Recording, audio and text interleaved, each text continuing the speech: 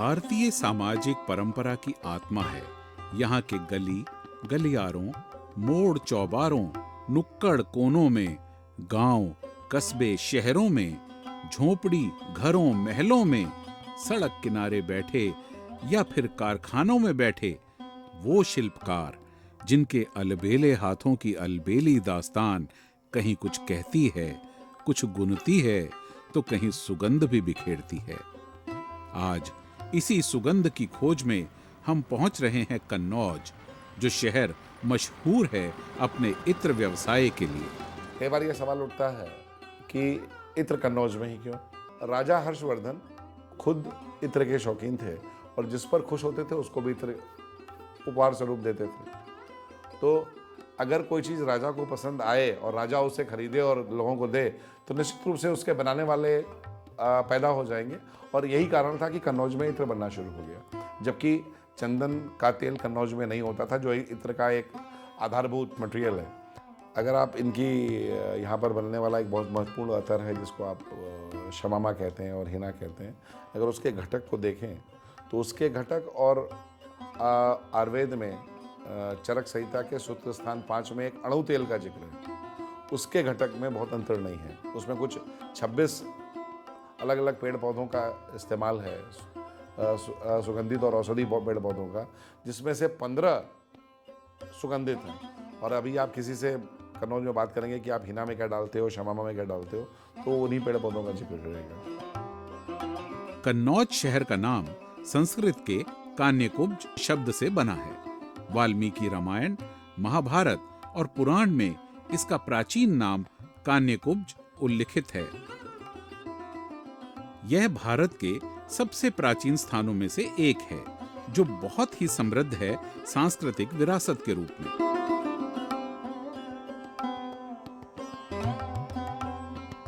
यहाँ कन्नौजी या कनौनी भाषा बोली जाती है और यहाँ के किसानों की मुख्य फसल आलू है।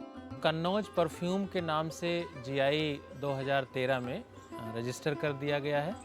जीआई जियोग्राफिकल इंडिकेशन होता है, जो भौगोलिक उपदर्शन जिसे हिंदी में कहते हैं।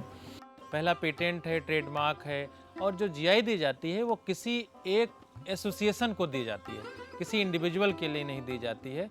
तो यहाँ का जो Kannauj perfume and other association है, उसको ये जीआई दी गई है। कन्नौज परफ्यूम के नाम से अगर कोई दूसरा आदमी उसको बेचता है तो ये लोग उसको पकड़ सकते हैं। इनकी प्रॉपर्टी हो गई, बौद्धिक संपदा अधिकार के रूप में कन्नौज परफ्यूम कन्नौज के एसोसिएशन को दे दिया गया है। ये फूल हम लोग यहाँ पे पैदा करते हैं और जो यहाँ पे इत्र और गुलाब जल वगैरह बनाते हैं उन पार्टियों को बेच देते हैं। यहाँ ये चीनिया गुलाब है। चीनिया गुलाब 12 महीने इसका उत्पादन होता है और बेला सीजन में ही, मतलब अप्रैल से लेकर अगस्त तक इसका उत्पादन होता है। बरसात में जूही का फूल है, ये उत्पादन में आता है। और ये मेहंदी भी जो फ्लावर है, ये भी इत्र बनाने में काम आता है। जैसे कि ये तांबे की खाली डेग होती है, तांबे का बड़ा बर्तन, जिसको हमारे कन्नौज की भाषा में डेग बोलते हैं। ये खाली डेग है। सबसे पहले इसमें थोड़ा पानी डाला जाता है। इसमें पहले पानी डाला, उसके बाद में इसके ऊपर फूल डाला, फूल डालने के बाद में फिर इसमें थोड़ा पानी डाला, और उसके बाद में फिर इसके ऊपर ये कैप लगाया जाता है। ये जो मिट्टी का रोल रखा है, इस मिट्टी के रोल से ये इसको एयर टाइट करके बंद कर देते हैं बिल्कुल। ये कमानी होती है, इससे इसमें लकड़ी डाल के लॉक कर देते हैं, जिससे ये प्रेशर से निकले ना। उसके बाद में फिर इधर का सिस्टम आता है।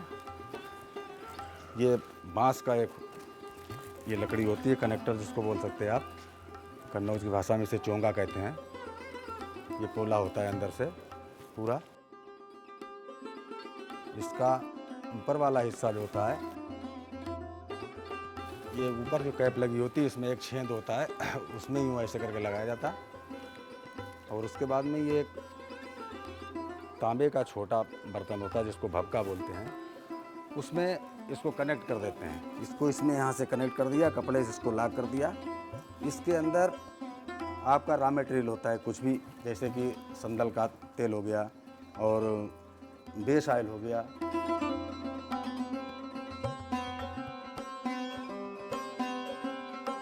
लगाने के बाद में इसको इसके अंदर रखा, ये छोटी सी जो गच्ची बनी होती है, इसमें ठंडा पानी डाल दिया। उसके बाद में इसमें ये चूल्हे में आग जलाई जाती है। इसमें काफ़ी तेज़ आग जलाई जाती है, इतनी तेज़ जलाई जाती है कि ये पानी अंदर से बॉयल होने लगता है। जब पानी बॉयल होता है तो फूल भी बॉयल होते हैं। फूल बॉयल होने के साथ में जो फूल की खुशबू होती है, वो फूल की खुशबू स्टीम के साथ में निकल के ये जो आपका बांस का कनेक्टर लगा हुआ है, इससे उसमें जाती है तांबे के छोटे वाले पात्र में। 4 दिन, 6 दिन, 8 दिन, 10 दिन, 15 दिन, जितनी आपको खुशबू की ज़रूरत हो, ऐसी प्रक्रिया उसमें चलती रहती। बाद में उसको निकाल लिया जाता है। निकालने के बाद में फिर उसमें जो पानी आता है, भक्के में पानी और ऑयल का जो सिस्टम होता है, उसके बाद इसको निकाल लिया गया। इसमें रॉ मटेरियल है और सुगंध है। ये जब इसको यूं करके स्टैंड में ऐसे करके लगाया जाता है तो ये नट नीचे हो जाता है, पानी नीचे आ जाता है, ऑयल ऊपर चला जाता है, इससे पानी निकाल दिया जाता है। उसके बाद में फिर वही प्रक्रिया चलती है। जितने दिन तक, जितने समय तक खुशबू देनी हो, जितनी खुशबू देनी हो, उतना ही ये कार्यक्रम चलता रहता है। इसको अपने कन्नौज की भाषा में डेक सिस्टम कहते हैं। आयुर्वेद के हिसाब से इसको आसवन पद्धति कहते हैं। ये जब उठ के तैयार हो जाता है तो फाइनल प्रोडक्ट बन के धूप में लग के फिल्टर होके एकदम साफ़ हो जाता है। फिर वो जो चमड़े की कुप्पियाँ हैं उनमें भरा जाता है। हमको हो गए कम से कम 20-22 साल। ऐसे आते पहले जैसे आते काम करने, ऐसे काम करते रहे। मैंने सब काम सीख लिया है। अब जब तक कर पाएँ तब तक करेंगे, ना कर पाएंगे तो अपने घर जाएंगे। और का सोचो, पहले तो यही डेगा ही चलाए रहे, डेगा ही चला तो बुढ़ापो आ जाए, का कर पाई जाए। ऐसा माना जाता है कि भारत में नूरजहां वो पहली महिला थीं जिन्होंने रूह गुलाब खोजा था, एक ऐसा इत्र जो गुलाब के फूल की पत्तियों से बनाया गया था।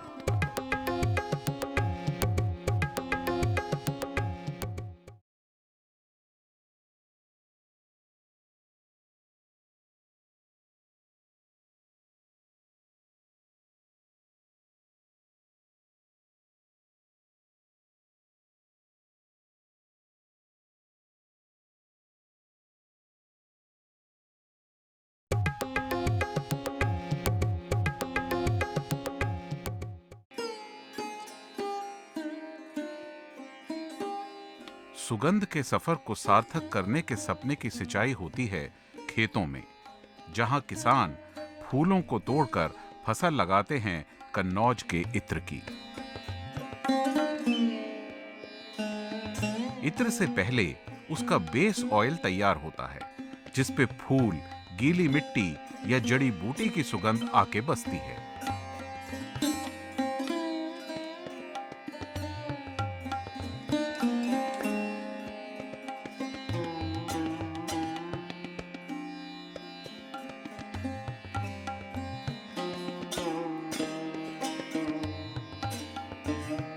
कन्नौज का देग सिस्टम सदियों पुराना है, पर आज भी इससे बनने वाले इत्र का जवाब नहीं। फूलों को गर्म करके उनकी भाप पाइप के द्वारा भरी जाती है।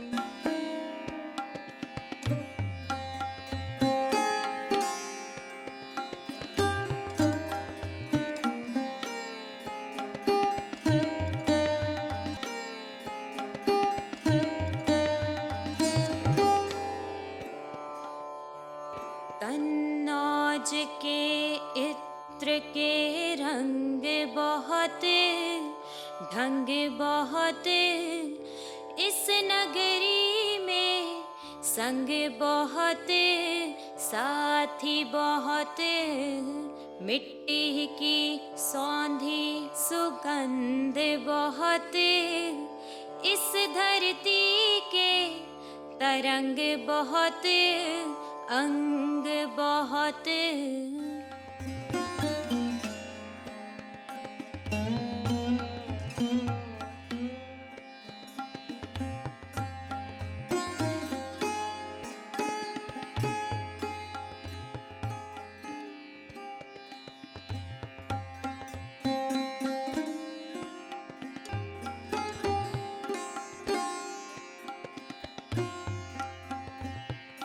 इत्र का इतिहास भी उतना ही पुराना है जितना कि कन्नौज का इतिहास।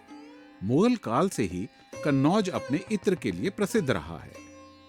ऐसा माना जाता है कि भारत में नूरजहां वो पहली महिला थी जिन्होंने रूह गुलाब खोजा था, एक ऐसा इत्र जो गुलाब के फूल की पत्तियों से बनाया गया था। उस समय मध्य एशिया से मुगलों द्वारा विशेष पौधे यहाँ लाए गए थे। मैं यही डेंगू का काम करते हैं, अतर का हम कर रहे हैं। ये काम साल 1983 से। घर में कुछ परिस्थितियाँ खराब हो गई तो घर वालों ने कहा जाइए आप जो है वो काम करिए जाए। तो मैं आया तो मैं कुछ जानता नहीं था यहाँ। तो हम जो है धीरे धीरे जो पुराने लोग थे उनसे पूछने लगे। पूछते पूछते ये काम हमने सीख लिया, तब ये सब हम काम कर रहे थे। काम सही है जो अब इसमें हम कर रहे हैं 16 मार्च 1983 से। अब इसी में हम बिजी, इसके अलावा हमें कोई काम अच्छा ही नहीं लगता। खेती बाड़ी भी कर लेते हैं साथ में। खेती बाड़ी ना करें तो गुजारा भी नहीं होगा।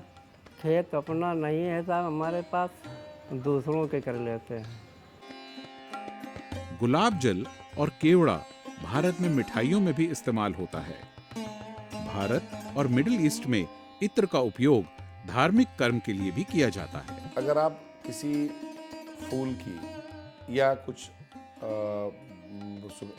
जड़ी बूटियों के या मसालों की खुशबू को चंदन के तेल के ऊपर जब डिस्टिल करते हैं देगन भरता पद्धति से, तो हम उसको इत्र कहते हैं। जब हम किसी खुशबूदार चीज को परफ्यूम में स्प्रिट में घुलाते हैं और उसकी मात्रा 15 से 30% होती है तो उसको हम परफ्यूम कहते हैं। जब वो मात्रा 8 से 15% तक होती है तब उसे हम यूडी परफ्यूम कहते हैं। जब वो मात्रा और घटती है 4 से 7% तक रह जाती है तब उसे हम यूडी टॉयलेट कहते हैं। और ऐसे ऐसे जब मात्रा घटती जाती है तो उसे हम यूडी कोलोन या डिओड्रेंट कहते हैं। ये मिट्टी का इत्र बनाते हैं, जो मिट्टी की या पहली बार बरसात पड़ने के बाद जो खुशबू आती है उसका भी इत्र बनाते हैं। तो जैसे मिट्टी के बर्तन होते हैं हमारे पास या कुल्हड़ होता है, वो उन मिट्टी के बर्तन या पकी हुई मिट्टी को फूलों की जगह डालते हैं और उसकी खुशबू को चंदन के तेल के ऊपर बसाते हैं। जब आप उस इत्र को सूंघेंगे, इसे ये अतर मिट्टी कहते हैं और आपको बिल्कुल वैसे लगेगा जैसे आपने पहली बार जब बरसात होती है गर्मी के बाद जो सौंधी खुशबू आती है, या किसी मिट्टी के बर्तन में जब आप पानी पीते हैं तो जो सौंधी खुशबू आती है, वो खुशबू उस इत्र से आती है। अब इसमें यही डेग में भरी जाएगी। डेग में भर के इसको बंद कर देते हैं और नीचे आँच करते हैं। भाप द्वारा इसमें जब आँच लगती है तब ये अपनी खुशबू छोड़ देता है। 1 किलो माल पर जो है 7-8 कुंटल जो है मिट्टी लगा देते हैं इस पर। इसमें फिर नहीं बचती है, इससे निकल जाती है। सुगंध तो एक ऐसी चीज है जो किसी को भी मतवाला बना दे। जंगलों में प्रकृति की गोद में ऐसे ऐसे हर्ब्स हैं, जड़ी बूटियां हैं जिनमें से तरह तरह की सुगंध निकलती है और आज भी ऐसे जानकार हैं जो इन पौधों को ढूंढ लाते हैं।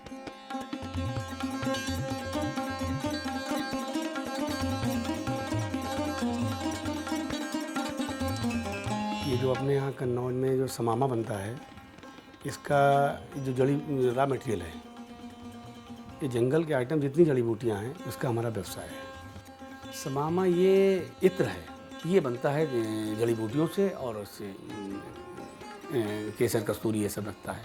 अगर की लकड़ी लगती है इसमें, अगर का एसेंशियल ऑयल यूज बनता है। सुगंध तो सभी को प्रिय है, पर एक अच्छे इत्र की पहचान क्या है और कीमत, या फिर लगाने का ढंग?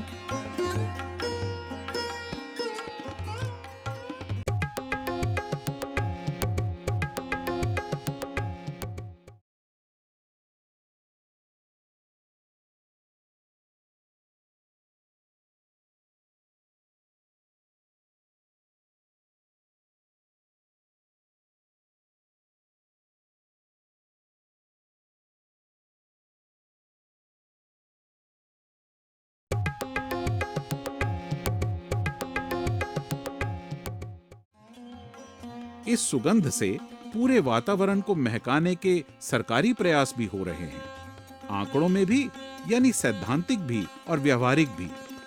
अब देखना यह है कि किस तरह से इन प्रयासों की सुगंध इन खुशबू के कारीगरों तक पहुंचती है।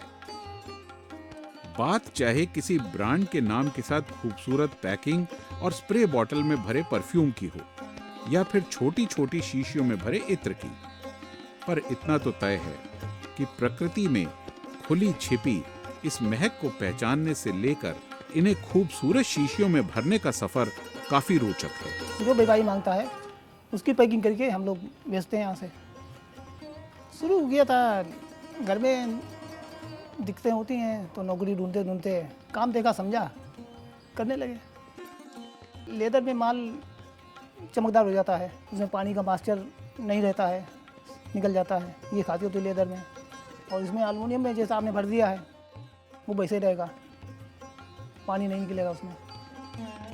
और ये सफर यहीं पर खत्म नहीं होता, बल्कि फिर तो शुरू होती है एक लंबी यात्रा, हम तक, आप तक, देश तक और विदेश तक पहुंचने की। इस हाथ से उस हाथ की और फिर अगले हाथ हथेली से होते हुए एक लंबी कड़ी बनाने की। जो इत्र है वो तो खाली अरब कंट्री में होता है एक्सपोर्ट। अदर एसेंशियल ऑयल जो जड़ी बूटियों से निकलते हैं वो तमाम जापान है, अमेरिका है, आपका चीन है, यहाँ सब जाते हैं। जब से पहले संदल जो ऑयल निकलता था उस समय मतलब हमारे ख्याल बहुत लंबा एक्सपोर्ट था, लेकिन संदलवुड ऑयल मिल, अब संदलवुड लकड़ी ख़त्म हो गई है, एक्सपोर्ट बैन हो गया उसके ऊपर।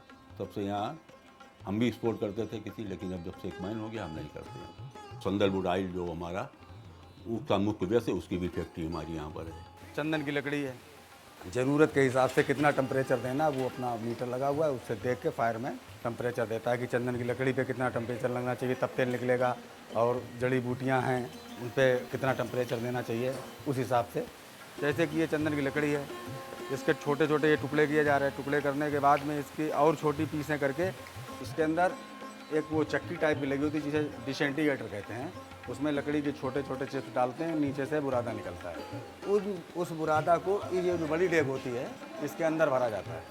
फिर इसका वही सिस्टम, उसमें कनेक्टर बांस का होता है, इसमें ये तांबे का ही डेग है, तांबे का ही कनेक्टर है, और उसमें एक पानी के अंदर छोटा सा बक्का रखा होता है, इसमें ये लगा हुआ है, तो तेल इसमें रुक जाता है, पानी निकल के बाहर आके इस तरीके से पानी निकलता रहता है। पूरी दुनिया में सुगंध बिखेरने वाले ये खुशबू के सौदागर क्या अपने जीवन को भी महका पाते हैं, या इनके जीवन की झांकी में कहीं दरार है जहां से कोई बदबू का झोंका खुशबू पर हावी होने लगता है? अरे साहब, हमारे हाथों में तो लगता ही रहता है सर।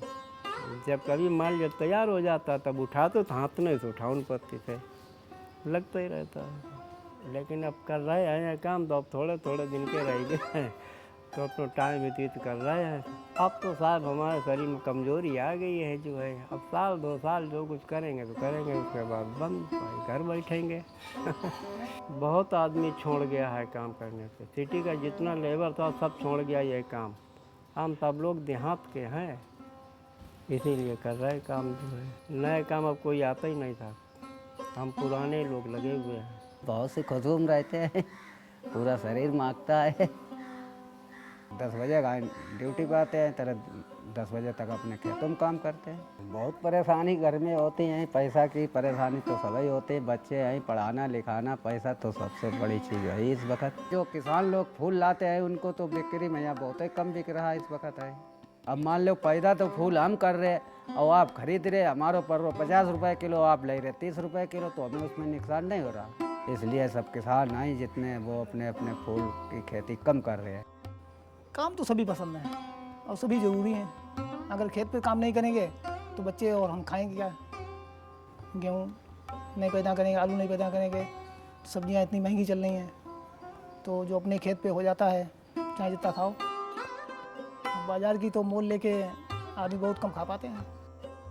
खेल खेल में यूं ही घूमते फिरते या फिर यूं ही जानकारों के पीछे चलते चलते ये ऐसी अमूल्य योग्यता प्राप्त कर लेते हैं जिसका कोई मोल नहीं। ये फादर के टाइम से थोड़ा थोड़ा जाना सीखा था, और चूँकि व्यवसाय हो ही रहा था घर में, जड़ी बूटियों की पहचान हो गई, जंगल में भी जाने लगे। एक जटामासी आती है, इसको बोलते हैं बालछड़। ये इसकी प्योरिटी ये होती है कि जैसे ये इसके सामने, बिल्ली के सामने डाल दें आप तो बिल्ली नाचने लगेगी इसकी स्मेल से। पुराने जो कारीगर होते हैं उनसे नए वाले आए, नए वाले फिर पुराने हो गए, उनसे फिर नए आए, तो एक दूसरे से सीखते रहते हैं। ये कोई टेक्निकल इसमें नहीं है हम लोगों के इसमें। लेकिन अगर कोई मोल देकर सीखना चाहे तो क्या सिर्फ सूंघने की योग्यता ही है काफी? या फिर कुछ और भी जरूरतें होती हैं इत्र बनाने के लिए?